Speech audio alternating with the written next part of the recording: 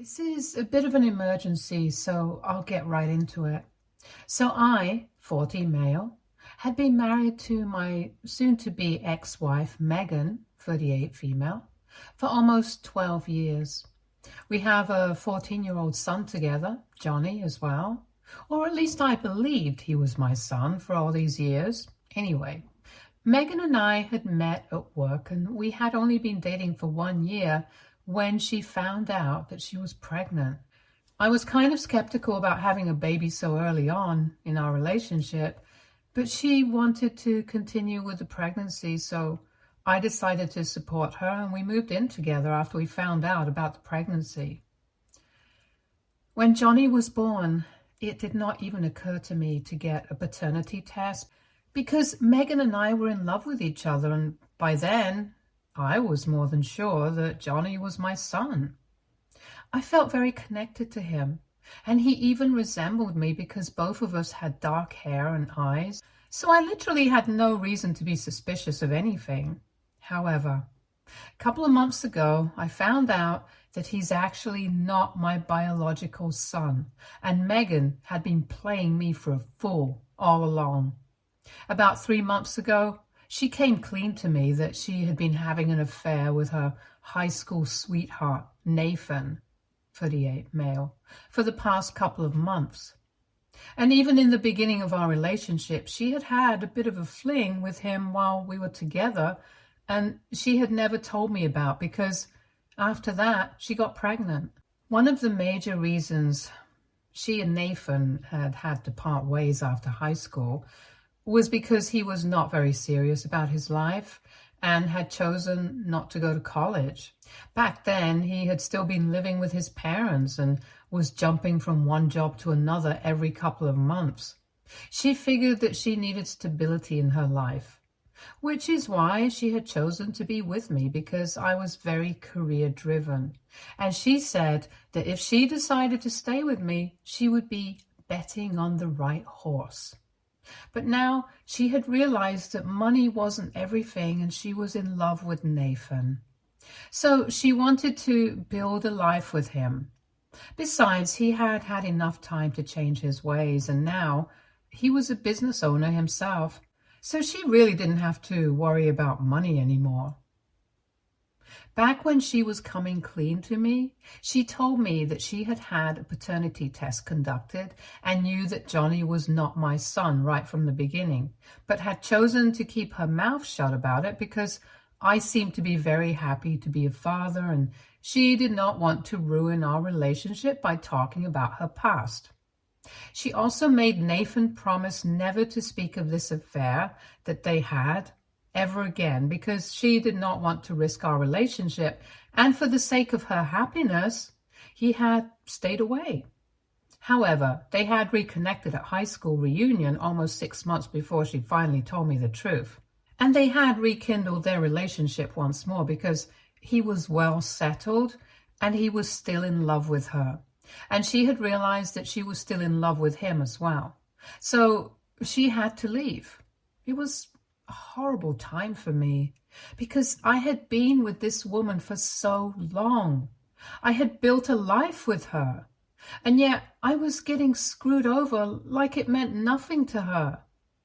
Anyway, after she told me the truth, she left the house with all her things. But Johnny continued to stay with me because he did not want to go with her. She hadn't even consulted with me before telling him the truth. And he already knew everything before I had even come home from work. So both of us ended up having to console each other while we cried since our lives had been turned upside down.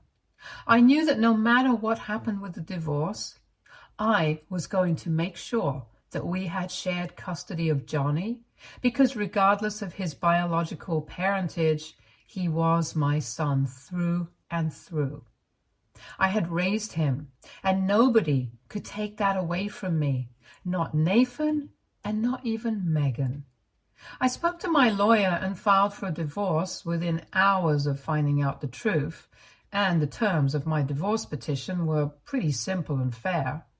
I was going to keep everything that we had, And she had better not hope for an alimony because she had been a stay-at-home mom for the past 14 years since she had quit her job after Johnny was born, and in spite of all of my support, she had cheated on me.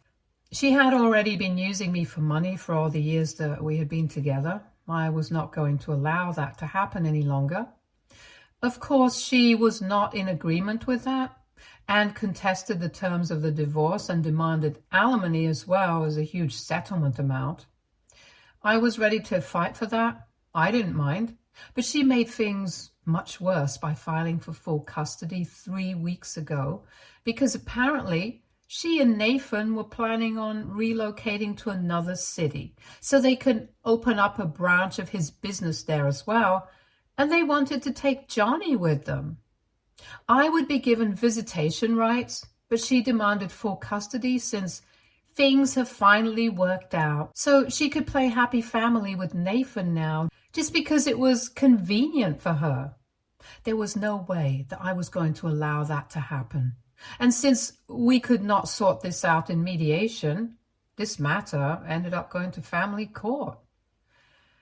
I was pretty confident that this would be a cakewalk for me, but she and Nathan started lying through their teeth about what kind of person I was. And I had to work really hard to prove them wrong, which is what has been complicating everything. Even though Johnny himself has said that he would like to stay here with me since he has grown up here, they are doing everything in their power to make it seem like Johnny is misguided and I'm the one manipulating him, and they think that I'm too much of a workaholic to be able to take care of him on my own, and he would be better off living with his mother. There's also the fact that I'm not actually a biological parent to him, which is why everything is taking twice the time to be resolved. Ever since the divorce proceedings started and Megan moved out, we had come to an informal agreement about how we were going to split our time with Johnny. So far, we had an arrangement where he would spend the first 4 days of the week with Nathan and Megan and would come back to me for the weekend. I thought that this was the arrangement that we would stick to even after the divorce, but they made everything far more complicated than it needed to be by deciding to relocate to another city and filing for full custody out of the blue. So we have been locked in a custody battle for the past couple of weeks, but when we were in family court the other day, Johnny said something that sent everyone into a frenzy. This was the first time that he had been actively involved in the court proceedings, and at one point he said that so far he had wanted to stay here with me and he was still going to stick to that, but not just because his life was based here, but also because he had overheard Megan and Nathan speaking on the phone to their lawyer the night before, and he had overheard them discussing how they were going to portray me as the bad guy, and had come up with a bunch of lies that he started mentioning, which were far worse than the ones they had come up with earlier.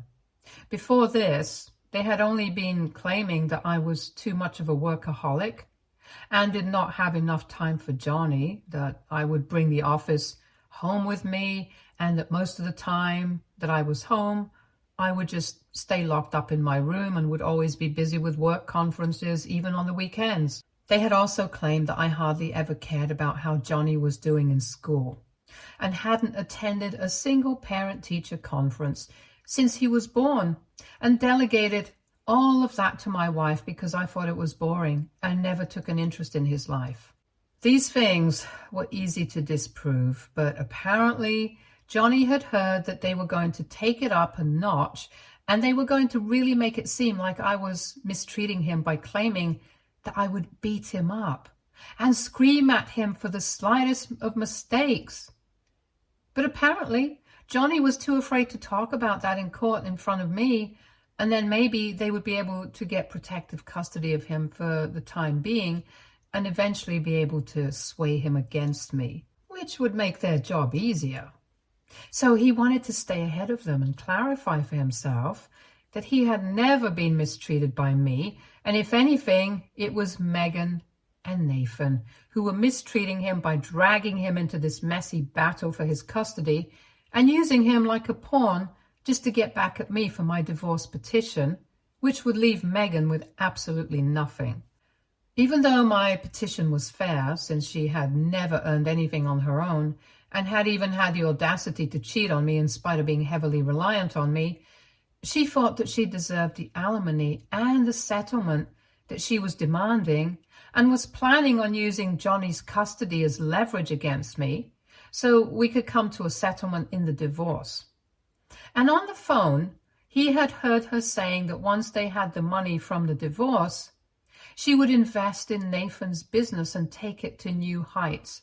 And they had been practically raving with joy while discussing this, so volume had probably been the last thing on their minds.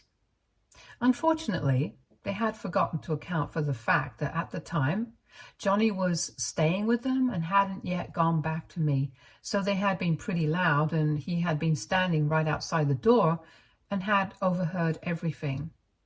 After Johnny exposed Megan and Nathan, nobody knew what to do, and so the meeting had to be adjourned because our lawyers got a bit too loud and we ended up having to leave early. I was pretty pleased because after Johnny had spoken up, I had turned to look at Megan, and she literally had her head in her hands and was holding onto her hair with such force that I thought she was going to tear it out, which just meant that all of this was true and she was screwed. I was happy with how the situation had turned out, and instead of going back home with Megan, Johnny decided to walk up to me, and we started to go home together, but Megan was furious.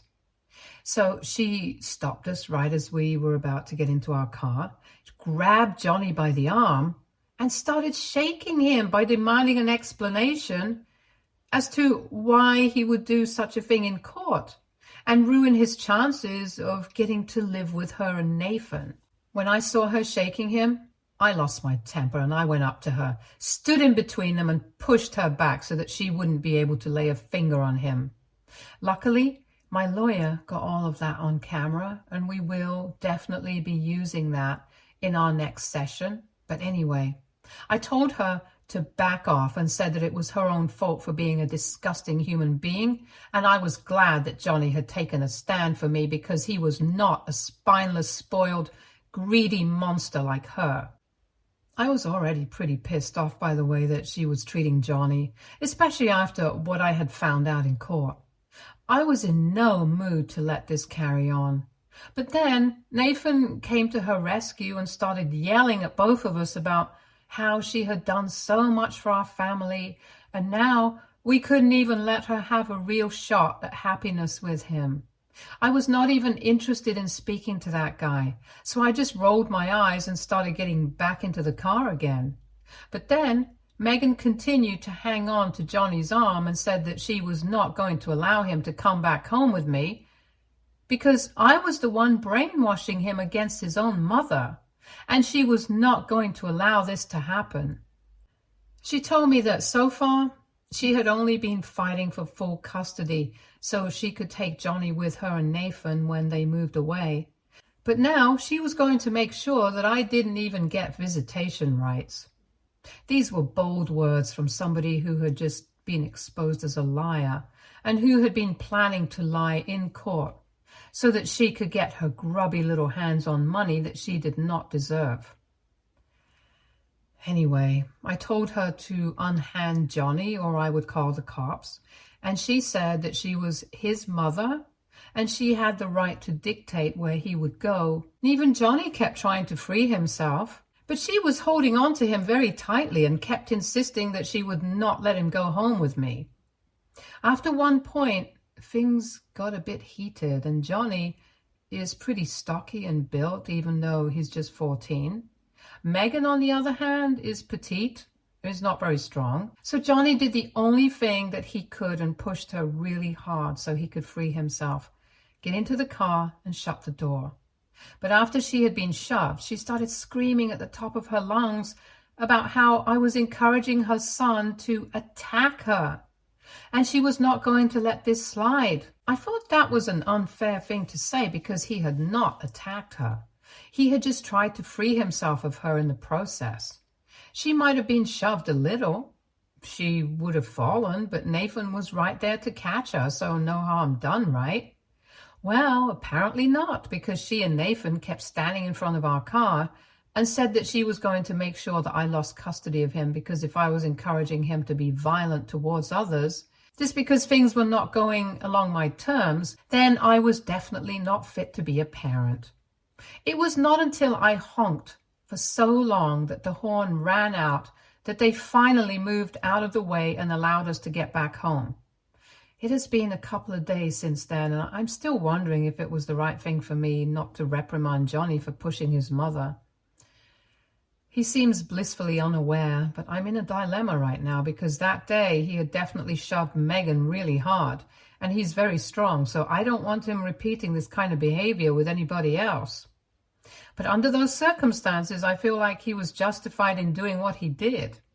Anyway, I'm just confused about whether Megan had a point or not, because Johnny has kind of had problems with violence in the past, so aita for not telling my son off for shoving his mother away from him? Update 1.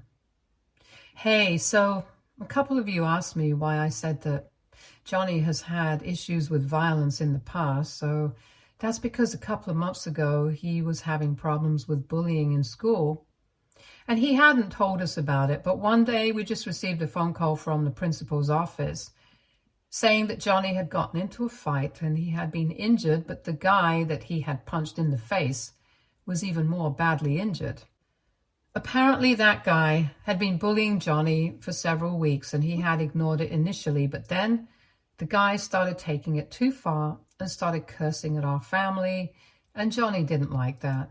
He told the other guy to cut it out a couple of times, but when he still didn't, and even tried to vandalize his locker with curse words, he just snapped and punched the guy. So there was a whole fight in the hallway. Obviously, I told Johnny that violence was never the answer to anything because I didn't want him getting into fights and roughing it up, but I was kind of proud of him for standing up for himself. I guess Johnny has never actually been violent unless the situation calls for it, and I think that's a good thing. Even in this situation with his mother, he was only trying to free himself. He wasn't actually trying to hurt anybody. So Megan misread the situation and is trying to use that against us, but I'm not going to doubt myself. It has been a week since the incident, and tomorrow we have to meet again. First, we're going to meet with our lawyers so we can come to a settlement for the divorce, and then we are meeting in court for Johnny's custody. After the revelation during our session, I highly doubt that they stand a chance, so tomorrow might be the day that we can finally shut this chapter and come to a conclusion about what to do.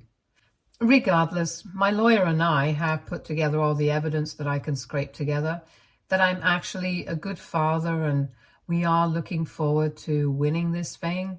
And more importantly, it's Johnny's words that will count the most. And he has made it very clear that he does not want to go live with his mom.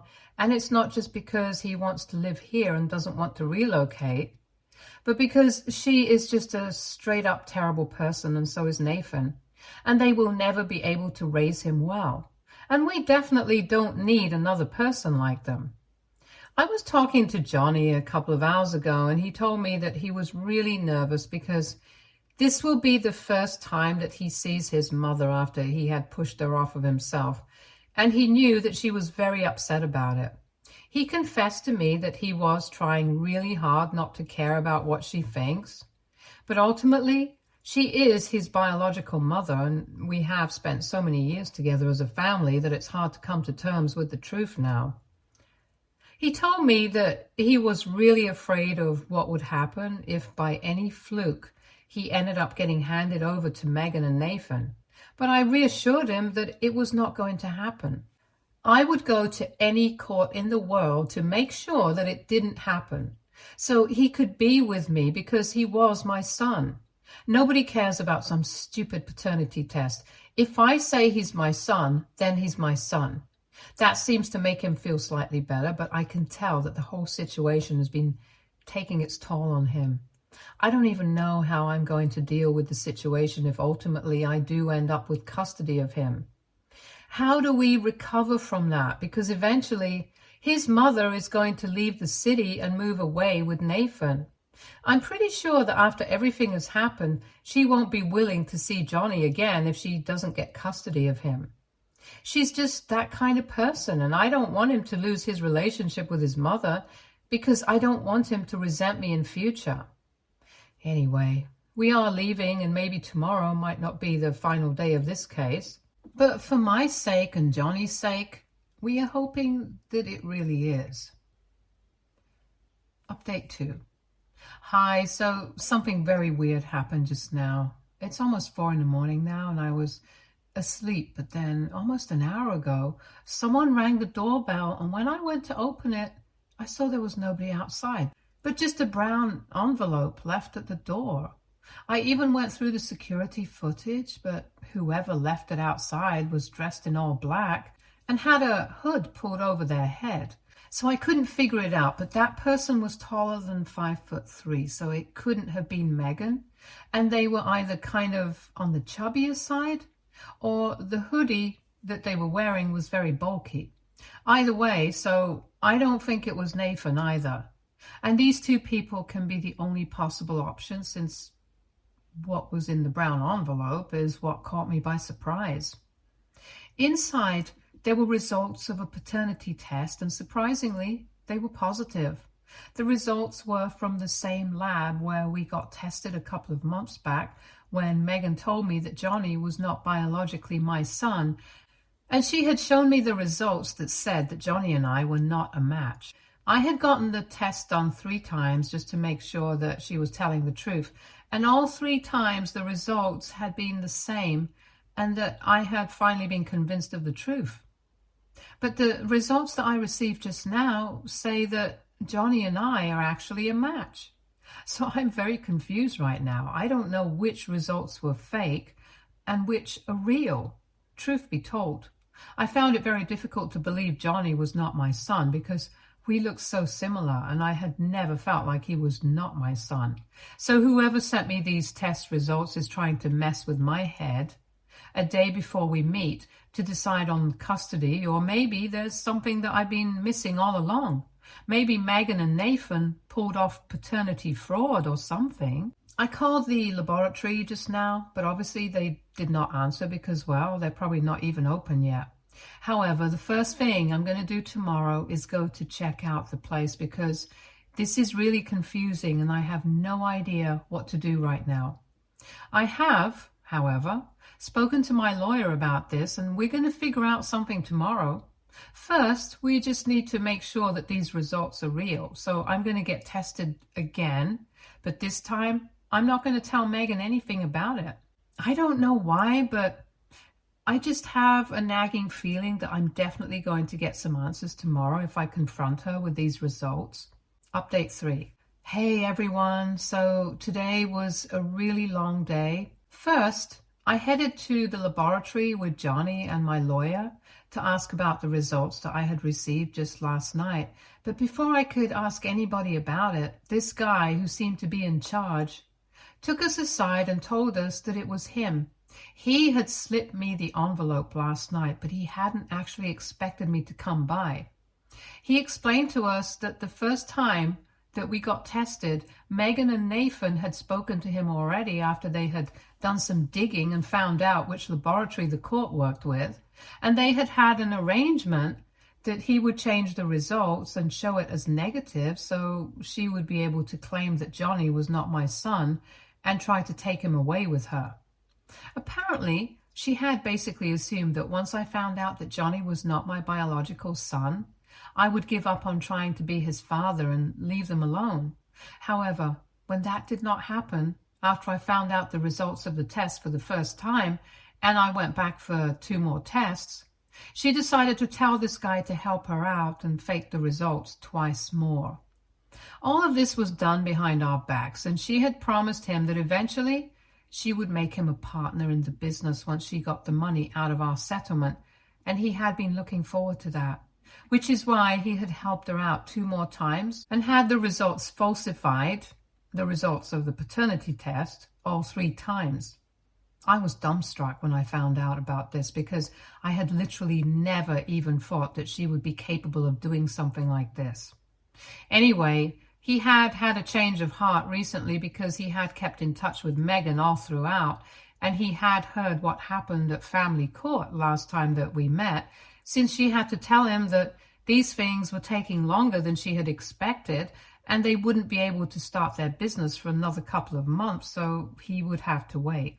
He had decided that he could no longer go with her then because she was clearly very immoral and unethical, and so he decided to slip me that document last night.